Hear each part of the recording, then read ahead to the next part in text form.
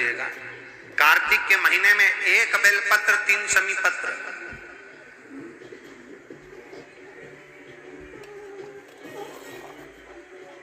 कार्तिक के महीने की दोनों अष्टमी में से किसी भी अष्टमी पर,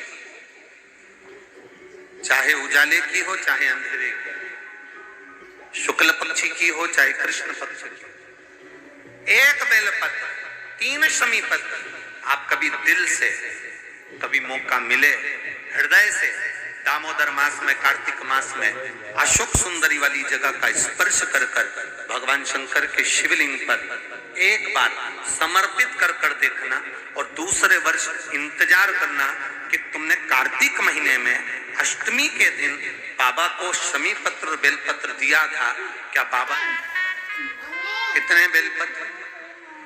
बोलो बोलो, जम के बोलो जरा, कितना शमी पत्र? 1 बेलपत्र 3 शमी पत्र।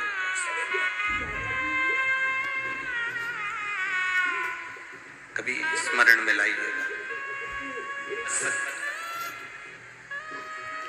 ये जो कार्तिक महीने में बेलपत्र 3 शमी पत्र अष्टमी के दिन, चाहे शुक्ल पक्ष की हो चाहे कृष्ण पक्ष की हो, ये दोनों अष्टमी में से किसी भी अष्टमी को जब आप समर्पित करें तो चंपेश्वर महादेव का नाम लेकर, कौन से महादेव? जम के बोलो जरा, सबकी आवाज आना चाहिए। चंपेश्वर महादेव, केवल चंपेश्वर महादेव का नाम लेकर आप अशोक सुंदरी का स्पर्श कराकर शंकर भगवान के शिवलिंग पर समर्पित करें। अशोक सुंदरी तो मालूम है ना सबको? जैसे ये शिवलिंग, ये जलाधारी, ये बीच में से जो 2 लाइन गई, गणेश कार्तिकेय, और बीच में एक लाइन जाती है मोटी सी शिवलिंग के सम्मुख में, उसको अशोक सुंदरी का स्थान कहा।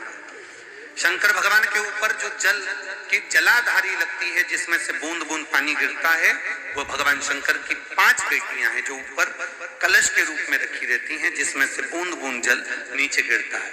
जया, विषहरा, श्यामली बारी, दौतली, देव, शिव जी की 5 बेटी, शंकर भगवान की 6ठी बेटी अशोक सुंदरी बीच में।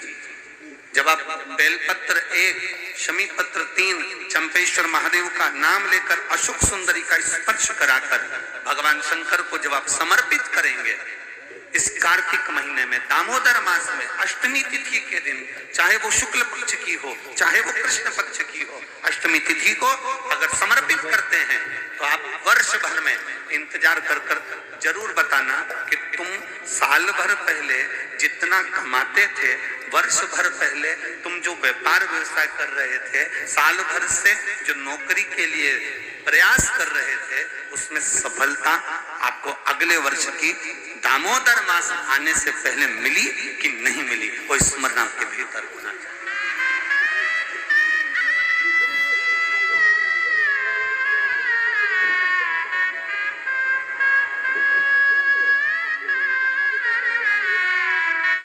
तो आप वर्ष भर में इंतजार कर जरूर बताना कि तुम साल भर पहले जितना कमाते थे, वर्ष भर रहे थे, उसमें सफलता आपको अगले वर्ष की दामोदर मास आने से पहले मिली कि नहीं।